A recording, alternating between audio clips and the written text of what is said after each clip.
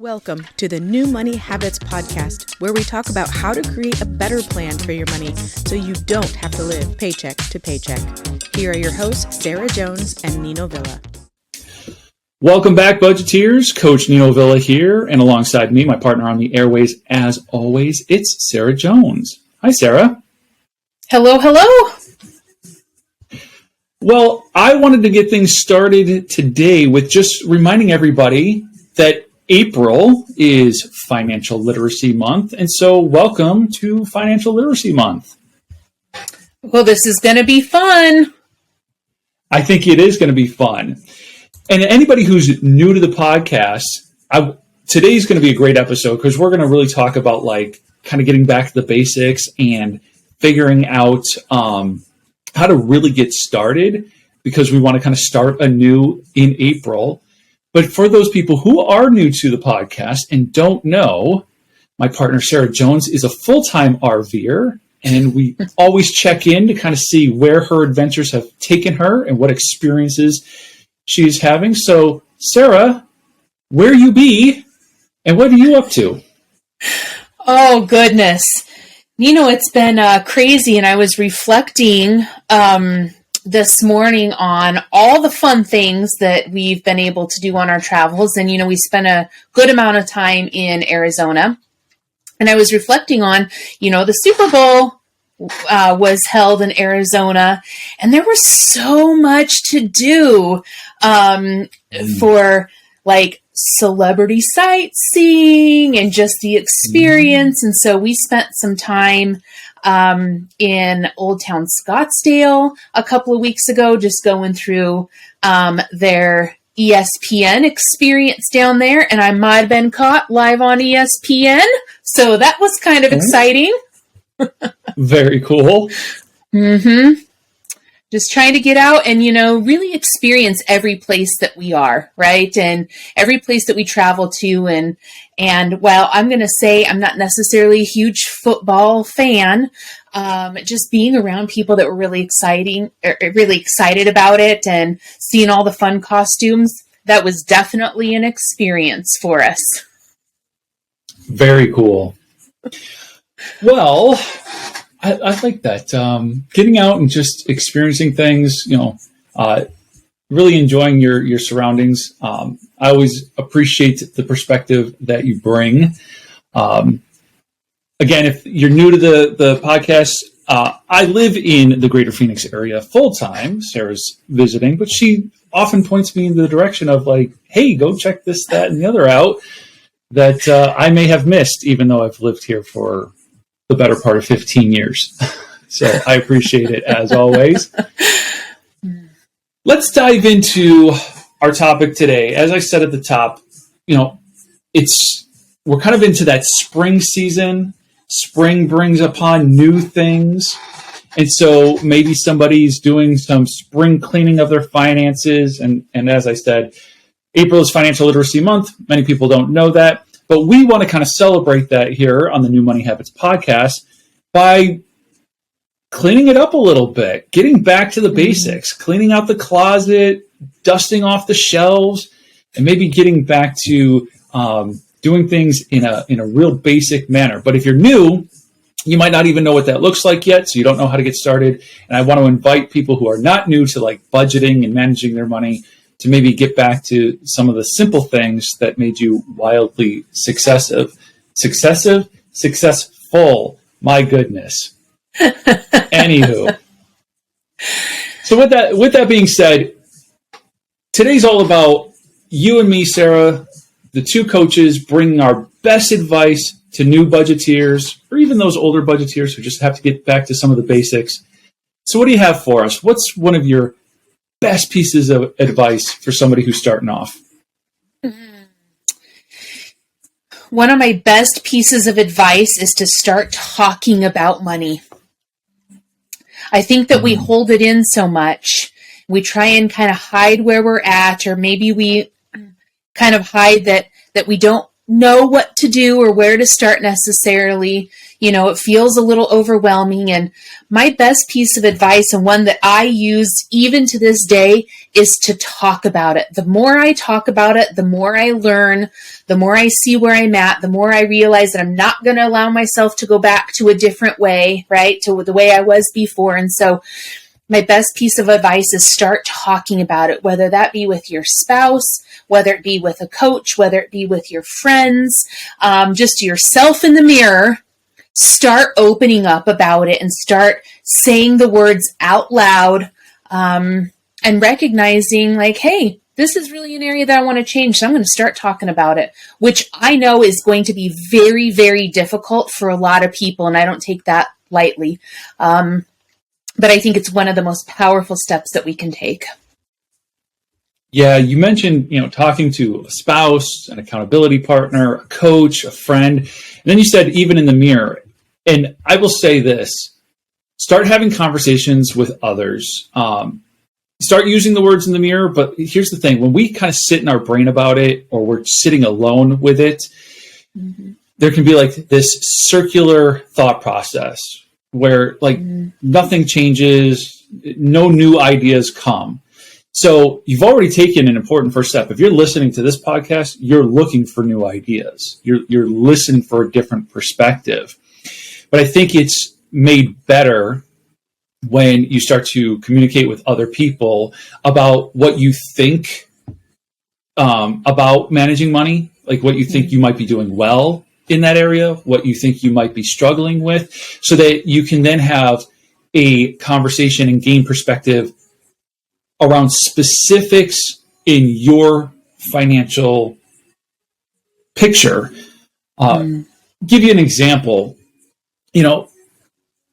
Depending on what books you've read, what gurus you listen to, or what have you, you might think a certain thing about the use of credit cards, let's say, right? You might think they're good, you might think they're bad, but again, that thought process is in your own mind, and now it's time to start talking to somebody about, is the use of credit cards good?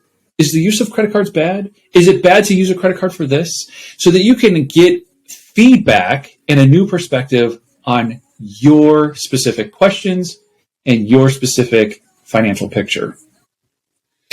I wholeheartedly agree on that.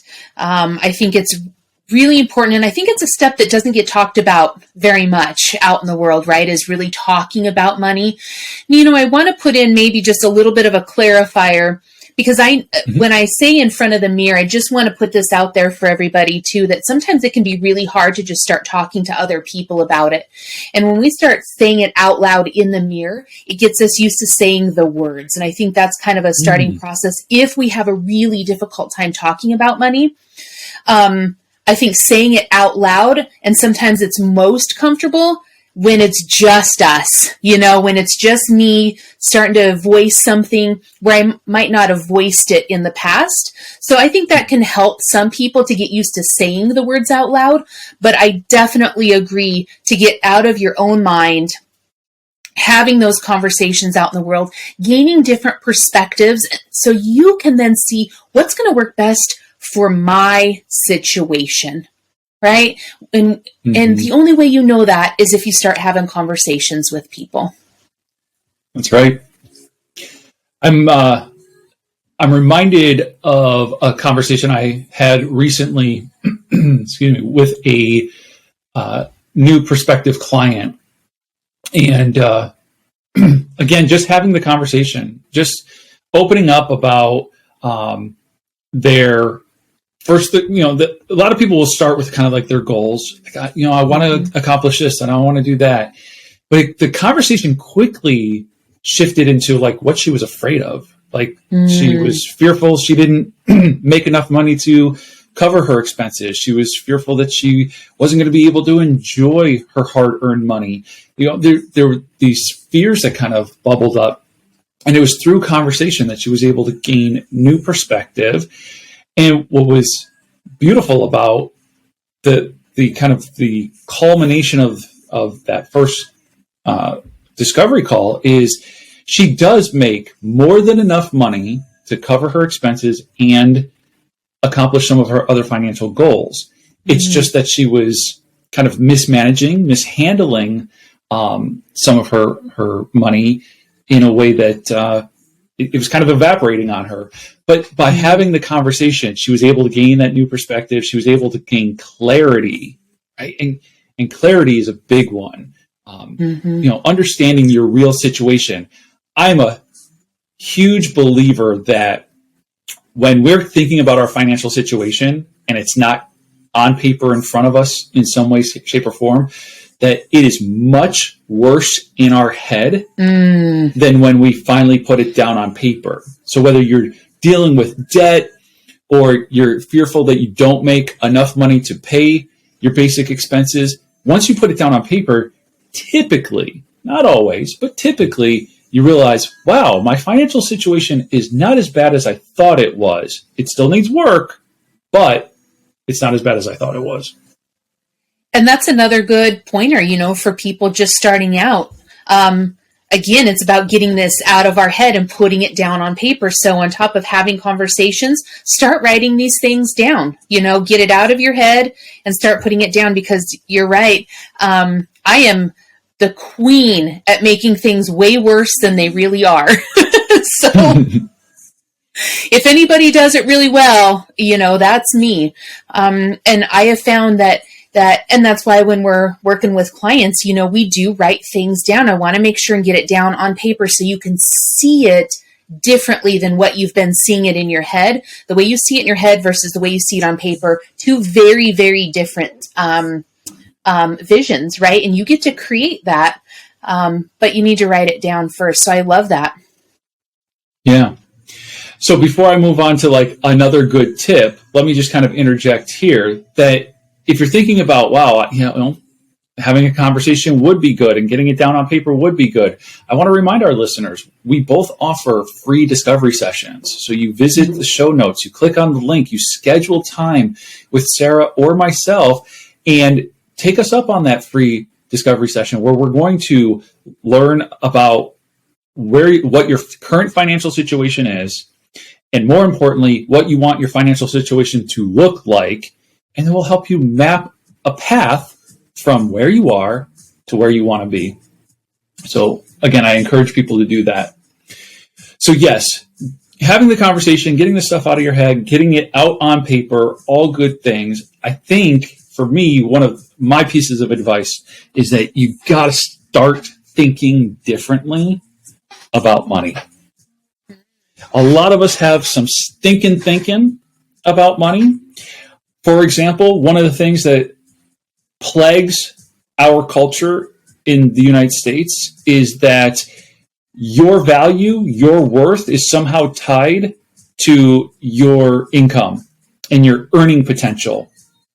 And that's just not the case. I work with clients from making $20,000 a year, on the verge of poverty, all the way up to clients who are legit millionaires, high income earners in addition to that, and are looking for a better plan for their money. So it doesn't matter where your income is, your value, your worth is not tied to your earning potential. And I'm just gonna kind of pause and let that sink in for a moment. Your value, your worth, not tied to your income or earning potential. Wow, I love that.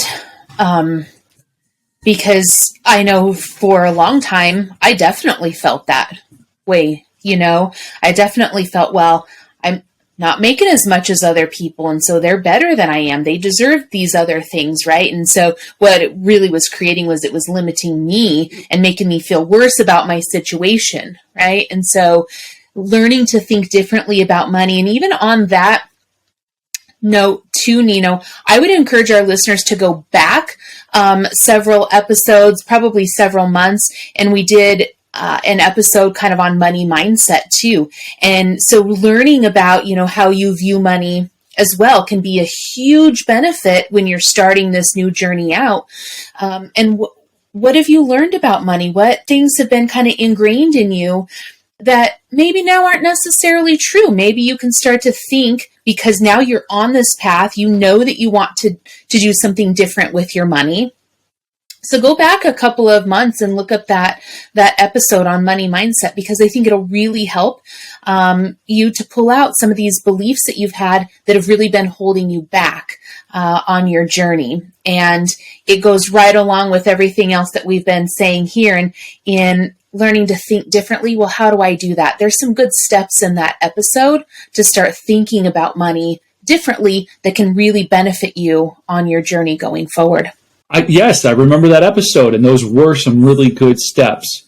What other advice would you give somebody who's just starting off?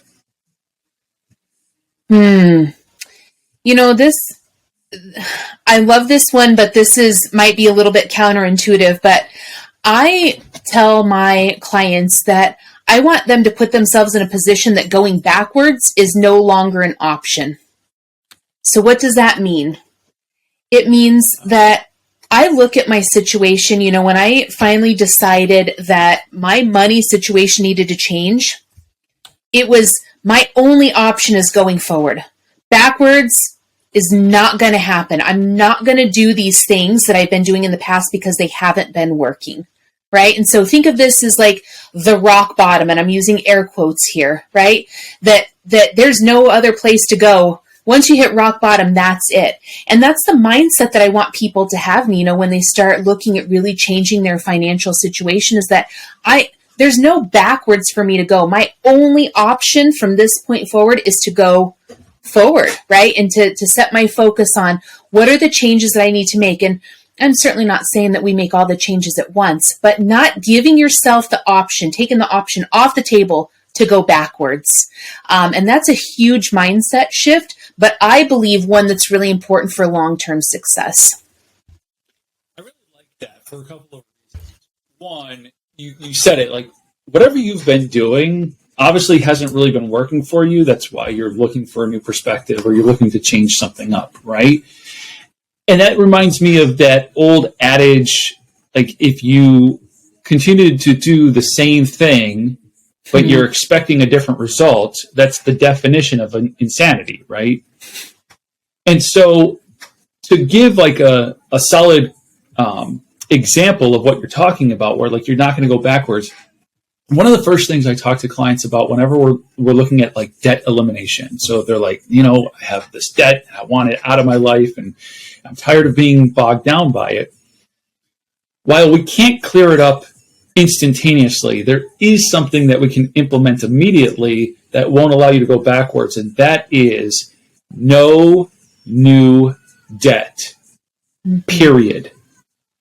Because what you've been doing got you in the situation that you're in. So you need to do something different. That something different is we're actually going to save before we spend. What? You're going to save before you spend? So let me clarify too, because when I say no new debt, that doesn't mean you're going to hear other people in the financial guru industry tell you like, you have to close all your credit cards and you got to get rid of all. And that's not what I'm talking about. What I'm talking about is no new debt. So we're not going to open up a new line. We're not going to continue to charge the credit card without a plan. But that doesn't mean that if you plan it, I have plenty of clients who are in the debt elimination process and they still want to take like a family vacation. So we work on it and we work their plan and we figure out how we're going to save up the money, and we save the money up and we have it in a separate savings account and we have the cash on hand. Then they actually use the credit card to pay for the expenses like airfare and lodging and those things. But then when they come back, they have all the money that they've budgeted to pay that off. So when I say no new debt, I just mean that. I mean, let's not continue to go down the road of new debt. Let's put a stop to that. To your point, say, I am not going backwards, because going further and further in debt is going backwards. So I have a new habit. I save up and then I spend, even if I'm still putting it on a credit card first, but then I have the money to make the credit card payment in full and take care of the entire list of expenses in one foul swoop. I love that. And, it's so interesting as I'm listening to, our conversation here, it leads me right back to the first thing that you said, which you're really thinking about money differently.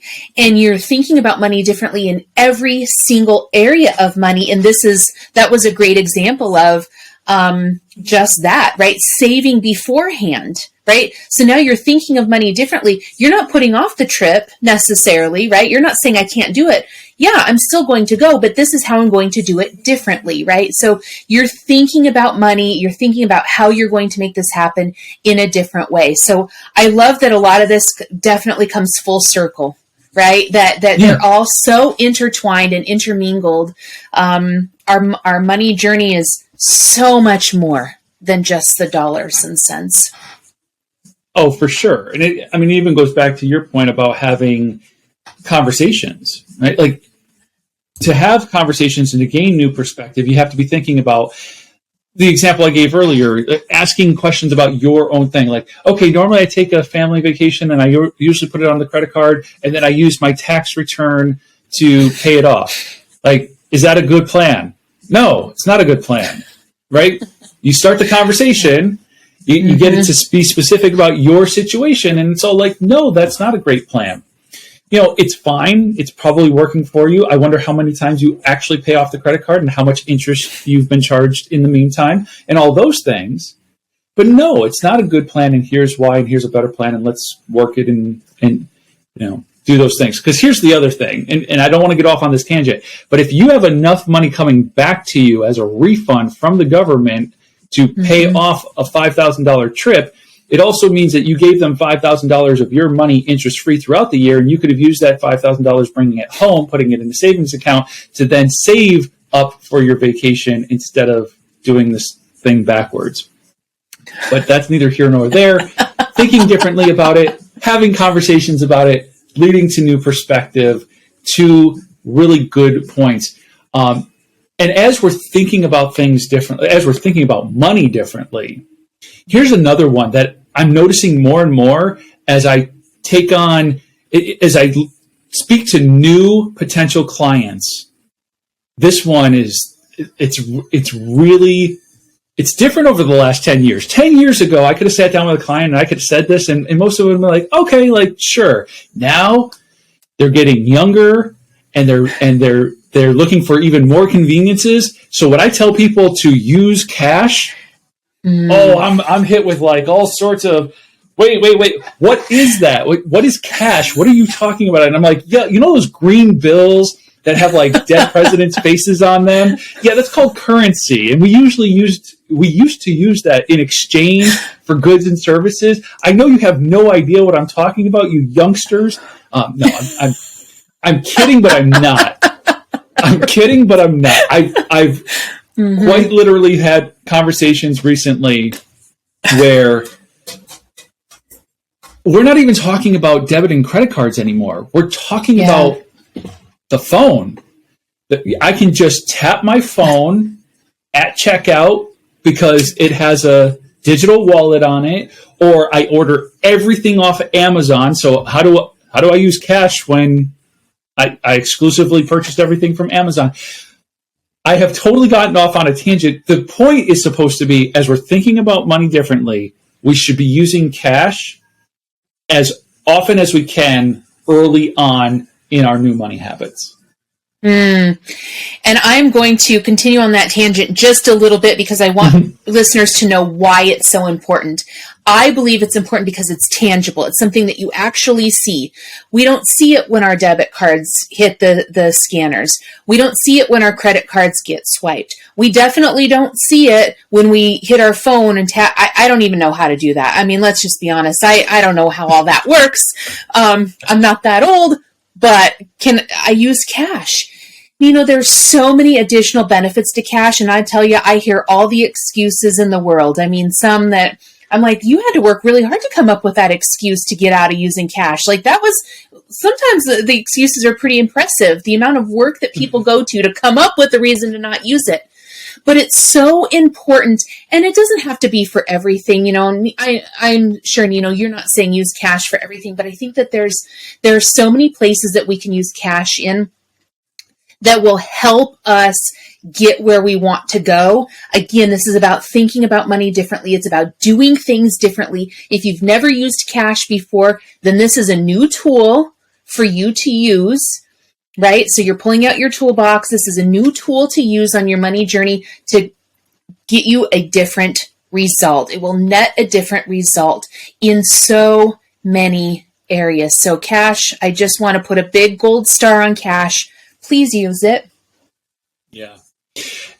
I'll dig a little bit deeper into this example, just so like it is crystal clear. So I was having a session, the initial session with somebody in their mid to late 20s, right?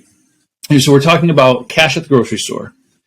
And she was receptive to that idea, but one of the things that I always talk about when implementing cash for going to the grocery store, for a bunch of reasons, which I will not get into on this particular episode, but I say, when you go to the store with your cash, I want you to leave the debit card at home. She's like, that's going to be hard because I don't even use my debit card. I use my phone. And it introduced this new, she wasn't saying like, look, I'm going to end up using it anyway. But because my coaching is focused on like your behavior and the habit that you're going to form, one of the habits I want people to form is I want you to leave the debit card at home because then you are 100% reliant on the cash, right? That's the habit because if you're completely reliant on the cash, then you simply cannot overspend. It's not possible. You're either going to have to put things back or you're going to be tallying things as you're putting them in the cart, and you're going to make sure that you stay within your budget.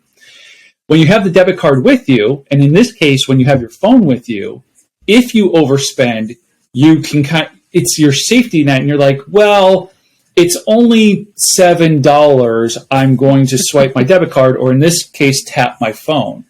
So we just had to have a conversation about like, you still have to kind of adhere to this, pretend like your phone isn't going to save you, right? Like you don't have it, just act as if, right?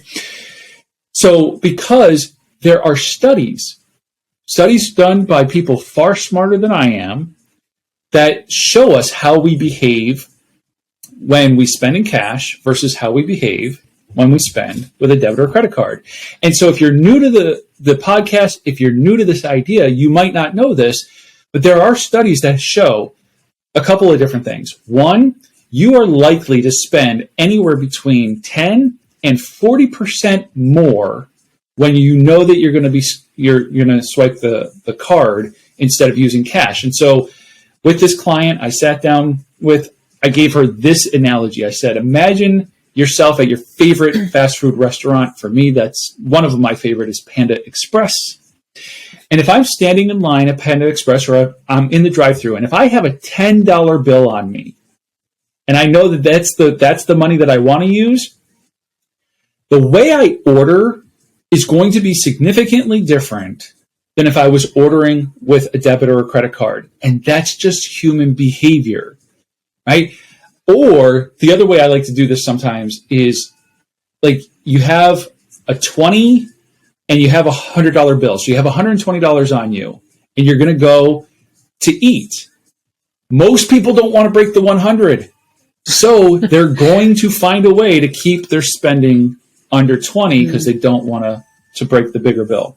So that's one way that we behave differently. The other is something you kind of mentioned earlier, Sarah, that I want to circle back to. And that is like, how does it register with us mentally and physically?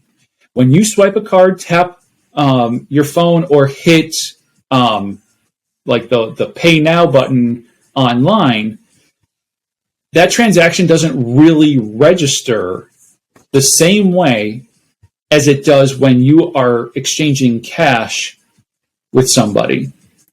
We have a physiological response, a stronger physiological response to spending money than we do spending digits out of our bank account via a debit, credit card, online, or through our phone. It's true. It's true. And I'm glad that you, mentioned this and went a little bit deeper, because one thing, I love that, leave the debit card at home. And I don't want to make this whole podcast about using cash, but, if you use your phone, unlink it. You can unlink those apps from your phone. Right. Mm-hmm. And so it's about taking away the distractions. And this is, another good point, for new budgeteers, right? Remove some of the distractions in your life. You best, right? So start to remove some of those distractions. What are they? Is it, I always run by the same gas station on my way to work in the morning. Well, then take a different route, right? Plan your route differently so you're not going by the same gas station. If take some time to plan out your meals through the week so you've got some leftovers to take for lunch. It's about viewing your whole situation differently, but removing those distractions, removing the things that are pulling you away from your goals, right? And implement the things that are helping you get to where you want to go. So really looking at those distractions and, if using your phone to pay for everything is really convenient, maybe convenience isn't what you need right now. Maybe you need some good hard discipline. Yeah. Yeah. It's funny because as you're saying, like, unlink it, the thought came to mind to say the same thing, right? Like just delete it from your digital wallet and it's not even a thing. And to your point, to implement new behaviors, new habits that are going to be kinder to your financial situation. Mm-hmm. I wanted to also comment on the word convenience, because the truth of the matter is when something is convenient, you are paying extra for that. Mm-hmm. Let me make that absolutely clear. When something is convenient, you are paying an upcharge for that. And that can show up in a number of different ways, whether that means walking into a convenience store or like a corner drugstore, because because the building is not as big and you can get to your bottle of soda quicker, your 16-ounce bottle of soda quicker, you are paying sometimes double what it would be to go and purchase that same item at a grocery store, which is a little less convenient. So sometimes the convenience is, how easy I can get to it. The convenience of having something delivered to your house versus going and picking it up. I'm a big pizza fan of a national chain that does not sponsor the New Money Habits podcast, but I'll name them by name.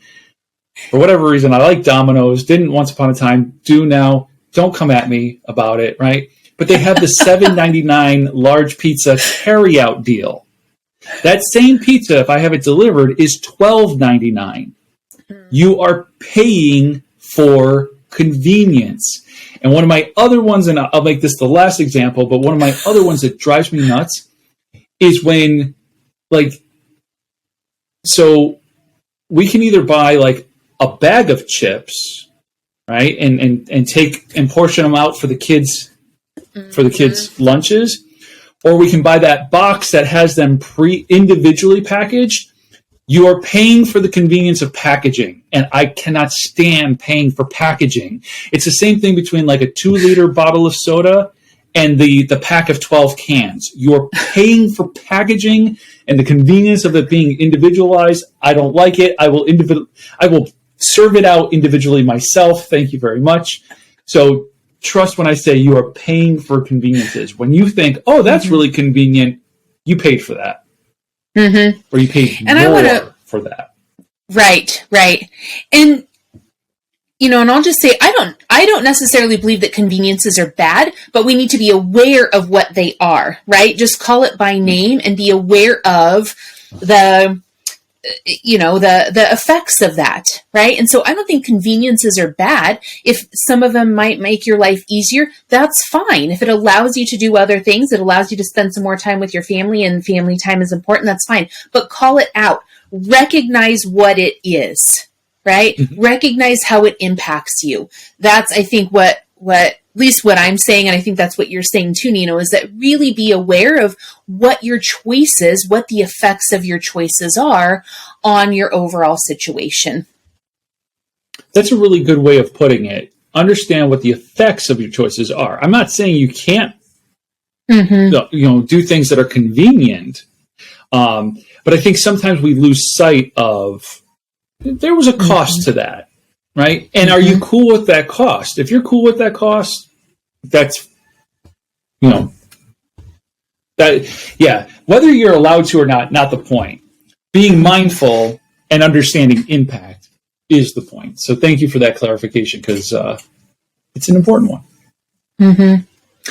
I might sidetrack here back to our list of, important things for new budgeteers to look at. And I think it goes along with what we're talking about, but I like to have all new clients kind of take a look and recognize what you're really good at and what maybe you're not so good at. And so think of, some different areas, like, are you really good at creating? Some people like to call it, making money. I call it creating money. Are you good at managing it or organizing it? Do you need some work in the saving and the investing department, right? But what about, giving, right? Spending, but recognize where are your strengths and where are the areas that you can learn in. And I think this is really important, because I believe that when we start to do stuff different with our money, it can feel very overwhelming because we don't know exactly where to start. And we always say, a plan. You need to have your written money plan in place. Most people call that a budget. Call it your money plan. But knowing where your strengths are, and especially if you are married, right? What are the strengths of your partner, and use those strengths together, but recognize what it is. Where are you really good and where are you not so good, and use those to your benefit. And then you can direct your learning, right, to the areas that you might need a little bit of help in. But recognizing, am I good or not good in creating money, managing, spending, investing, giving, saving, and then break it down from there. Yeah. I like that, right? Because you certainly, everyone listening to this podcast right now, you have skills and abilities. You have strengths. And there are areas of your financial situation that you probably do have a good handle on and good control over. And so you're just looking for perspective on those areas, as Sarah points out, that, it's like, maybe I'm not investing as much as I want to into my retirement, or maybe I have kids and I would really like to help them pay for college, but I haven't been able to start that process yet, or whatever. So it's really just finding those areas that you're looking to get a handle on.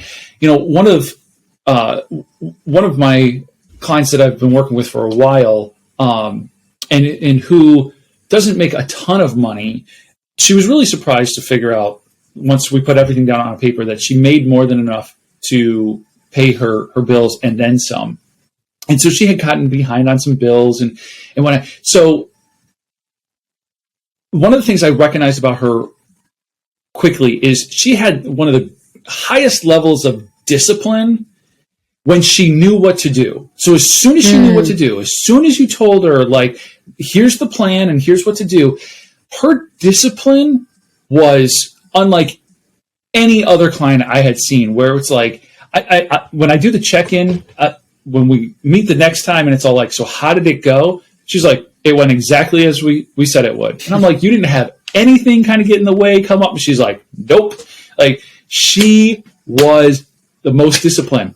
So then how is it that she came to me in the first place, behind on some of her bills, with some credit charge-offs and those types of things? And it's just because she didn't have the guidance as to what to do, when to do it, why to do it. And when we talked about the what, when, and why, she's all like, oh, okay, that's the plan. And then she went and executed like none other. I love hearing these. I think it makes us proud as coaches to see people really just jump on things and know that seeing the change that it creates in people, right? Seeing the change in their lives because they just needed that little bit of direction. And I want to make this very clear that this is not about judgment. Nino and I are not here to judge anybody, that this is really about providing some direction for you based on where you want to go, right? And how powerful that can be to bring in a little bit of direction in an area where we don't necessarily, I didn't always know where I wanted to go. I didn't know how to start, but I started talking to people, right? And I started really branching out and saying, okay, listen, I'm not good in this area. Like I have some strengths here, but my strengths are not being utilized because I don't know exactly where to start. I need that direction, right? Where do I start? And, I'm sure you've seen it with so many clients, right? Just that little bit of direction and help pulling some of their strengths out, how their life changes in a relatively short amount of time because it brings in confidence where they haven't had it for a very long time, right? It gets rid of some of the stress and the frustration where they have been just overwhelmed with, those before. But when you start to release some of that stuff, you start to see your situation from a different perspective and a different light. And as you said in the beginning, it probably isn't as bad as what it feels like right now. And that's just what a powerful thing to experience. Yep. I have this quirky little saying that I've used for a while, and that's whether you make $10,000 a year or $100,000 a year, when you manage money well, you'll always feel like you have more than enough. So it's really, it's not about like how much you're making. It's how you manage what you are making that really kind of sets the tone and is different. I also want to just kind of stress the point too that as we've talked about this, talking about it with the people around you are all important things. Thinking about money differently is important. I really want to reiterate: don't do it alone.